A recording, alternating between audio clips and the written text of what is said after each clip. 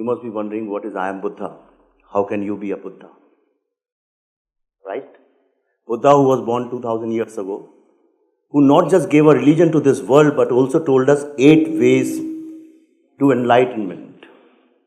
Now, this whole journey started many years ago, and since then I have been working on this concept to find people's inner Buddhas. Now, I have a question to ask. How many, this is all engineers, I'm assuming in IIT all have to be engineers, some people must be from management. So, how many of you are here creative people? Can you raise hands? Okay. And how many of you are human beings? Okay. So you think being creative and being a human being are two different things, and I saw very few hands when I asked who are creative people here, but I saw every single hand go up when I asked who is the human being here. People generally think that human beings can be creative. And that is the biggest myth and the scam which has been created in this world. And you have to understand why. Because the history of this world is full of wars. This world has been run by generals and soldiers and the armies. If you look at all the inventions of this world, they have been outcomes of wars. And that's why it was very important for them to condition human minds in believing that you are not creative. They divided the world of people who fought wars, and they said these are not creative people, and some people who are not fighting wars and singing songs and making paintings, they said these are creative people. But it's a scam, it's a myth. Actually, you cannot be a human being if you are not a creative being. You have to understand human mind. Our mind is made of billions and billions of cells. And these cells are not ordinary cells. These cells' only job is to pass on the memory from one generation to another generation so that human beings can survive. Like trees survive, like animals survive, like Mother Nature survives. Imagine Mother Nature without human beings. Now these cells contain memories, and you will find the memory of thousands and thousands of years of human beings is full of conflict, war, and violence, and struggle. Imagine a man, he is sleeping at night, and some animal comes and takes him away and eats him up.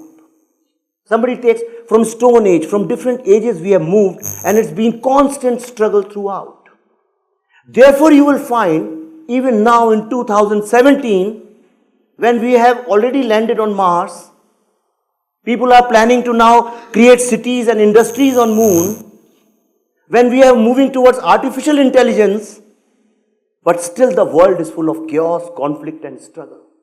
Why? Despite all the peace measures, despite everything, the reason is that our mind forces us to go there, because our cells contain that. So our mind is like a Pandora's box. When I asked you, how many of you are creative here? Hardly 10 or 20% people raised their hands. Why? Because you are told you are going to be an engineer, so you have nothing to do with creativity. If I tell you, all of you are creative people, because you are not born uncreative. I don't have to give you example of other children, but go back to your childhood. Just for 10 seconds, close your eyes and imagine how you used to behave when you were 1 year, 2 year, 3 year, 5 years, 6 years. If you leave a child anywhere in the world, in a jungle, in a mall, you leave him here, leave him alone, leave him in a dark room, he'll invent a game within 5 minutes. Go to a wedding and see how children keep running. Go to a restaurant, see in a plane, aircraft, where people are bothered about 1 million things. When your mind is full of struggle, children invent games. You give them a paper, don't give them a paper, give them a surface, any surface, walls, floors, saris, shirts, any goddamn thing in this world, and give them anything which can make some impression, they start drawing. You did that. Every single person sitting over here did that. Now what has happened? Suddenly you don't do it. With all the best of the technology and instruments in your hands, you have stopped inventing games, you have stopped imagining, you have stopped visualizing, you have stopped being creative. And this is done in a systematic way. Because as you started growing up and you started asking questions, because the only purpose of human beings is to be curious. How will you go to Mars otherwise? How will you invent fire otherwise? But you were told, don't go there behind mountains, there are ghosts. You were told, don't do this, don't do this. You look at your entire life, people kept telling you, even now today when you learn, whether your age is 20 or your age is 60. If you think your teachers or your professors or your parents are telling you no, somebody is telling them also not to do certain things. क्या बच्चों जैसे काम करते हो? Isn't it? Every single person in this world is told, stop behaving like a child. As if it's a curse. I think it's a bliss to be able to think and imagine like a child. Don't be childish, be childlike. I'll tell you very interesting, your entire life becomes circled inside no. And I'll tell you a very interesting thing. There was a child, a friend, my friend's child, and he was little naughty, used to draw everywhere. His parents and grandparents kept telling him no, no, no. So when he went to school, when teacher called his name, he did not respond. He responded when she suddenly said no. Because he thought his name was no. So what you will see is, I think not using this creative intelligence is being stupid.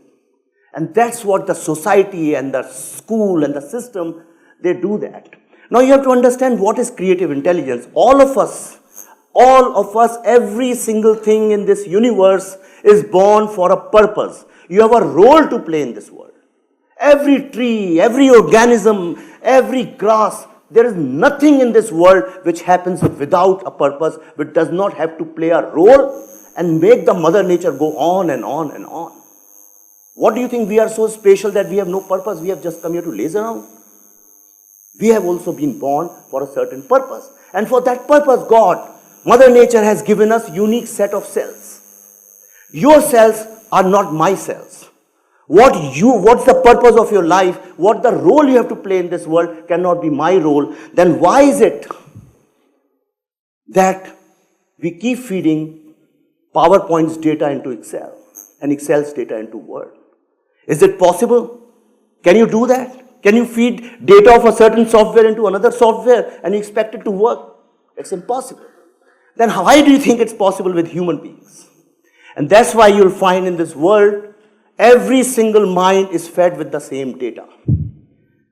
We are creating assembly lines of minds, and that's why we are told chartered accountants are not creative and singers are creative. And look at the irony that a singer has to deal only with 7 numbers, whereas a chartered accountant deals with millions and millions of numbers. Now you tell me, who's more creative? I think the person who's creating more permutations and combinations is more creative. Not a person who has just learned 7 numbers and he keeps singing all the times. A painter, everybody thinks a painter is a creative person. No, he goes to, like you, he goes to a college, learns certain strokes and he makes paintings.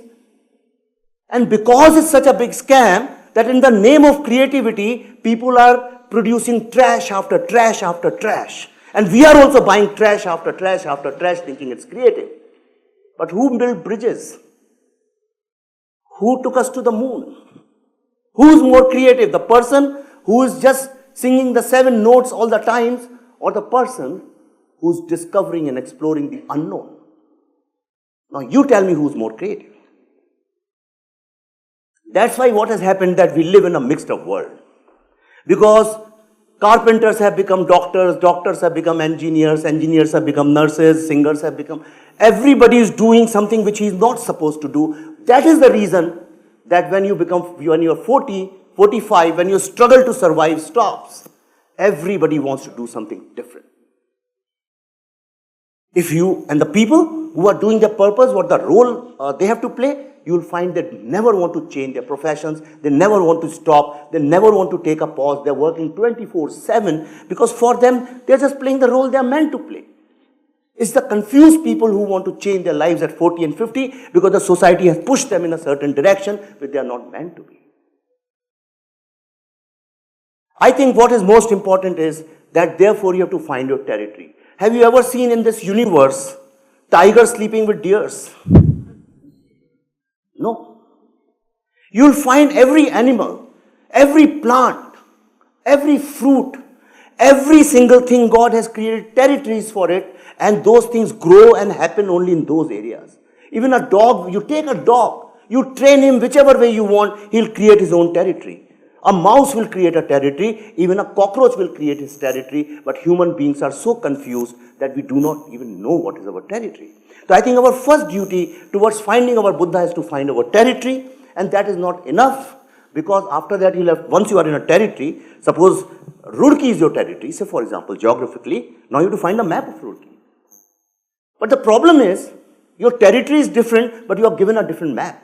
Suppose you go to New York, and you want to see Statue of Liberty, and you buy a map, and there is nobody you can talk to, you buy a map, and by mistake, printing mistake, it's not a map of New York, it's of Los Angeles or Paris. You can spend your entire lifetime with your education, with positive thinking, with hard work, whatever people tell you, good to learn, with failure, you will fail 1 billion times, you will never learn anything, you will never reach Statue of Liberty.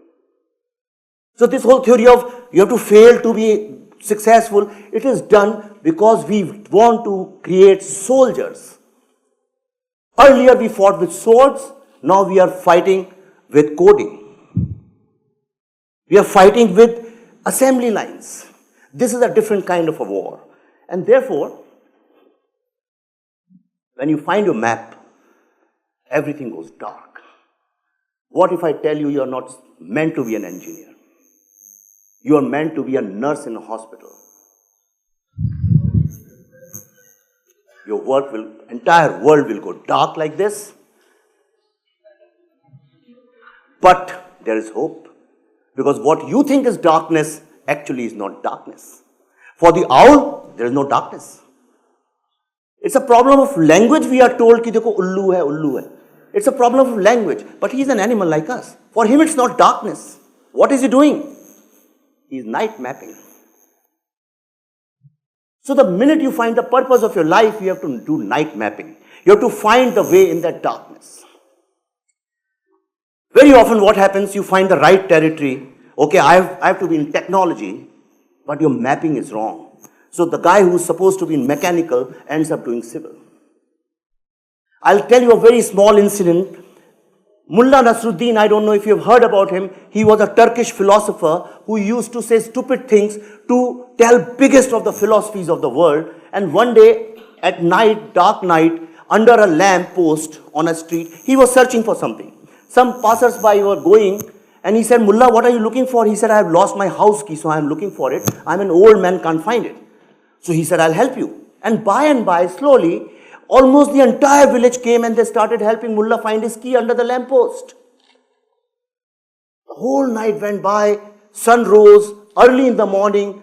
The entire village said, Mullah, the entire night we were looking, now there's bright sun, but your key is not there. He said, goodbye, my friends. Actually, I lost my key in the backyard, but it was very dark over there, so I thought, why not find it where the light is? And that's exactly what is happening with human beings here. We are told to find the key of our lives where the light is, not where the key is.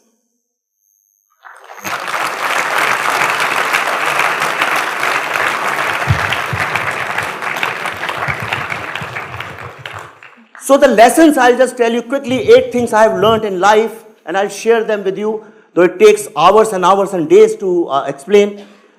You know, when you look at the sky, there are lots of clouds, but you always know that beyond clouds there is a sky, don't you? When you look at a mirror, what do you see? You see a mirror. It's only when you look into a mirror, you see yourself. Similarly, remember, the number one thing towards path to finding your Buddha is to find your sky, to understand where is your sky. Clouds are like conditionings. Clouds are like ghosts which have been created. Don't go there. Don't do that. You have to, why every child's aspiration has to be to join Microsoft or Google? Why? Those are the ghosts. And only when you look beyond them, you look into it, you'll see your sky and you'll find the purpose of your life. And therefore I say, be the sky. When people say sky is the limit, actually they are saying you are the limit. The only thing which is stopping you is your own limitation. The minute you find your sky, you will definitely reach there. Second thing I want to share with you is that it's important, we are told you have only 2 eyes. And when we can't see from those eyes, we start wearing glasses, we wear contact lenses. But actually every pore of our body is an eye by itself. It's scientifically proved. Anybody who's a scientist would know that. You have to learn to open those eyes, and you have to, your ears, your senses, all the senses, and for that it's important that you observe a lot. You interact a lot, you travel a lot, you read a lot. As much information you will grasp, you will find that your journey towards Buddha will become easier. Everybody tells you, all the books I have read in my life, they say, what you think you become. But what are you thinking? You are thinking what you read in the newspaper in the morning, what you see in television in the evening, what your teachers tell you during the day, what the society tells you during the day, how girls should wear, how boys should behave, what should happen with your life. You never understand them. The minute you understand, it's not the mob which is dictating your life, it is you who is dictating your life, because understanding is always personal, never collective. What is common between these people? They were fed on different data. They were never fed on the same data, and that's why you will find the greatest of the explorers in this world, the greatest of discoverers and scientists, all of them were dropouts, never went to school. Fourth thing is feed your mind, like I said just now. Read, travel, talk. If you start going to a pub every day, you'll start thinking in a certain way. You start going to a temple every morning or a mosque, you'll start thinking in a different way. So it depends what you're feeding your mind. What you feed, slowly you start becoming that. Third thing you have to learn, mind is like a car.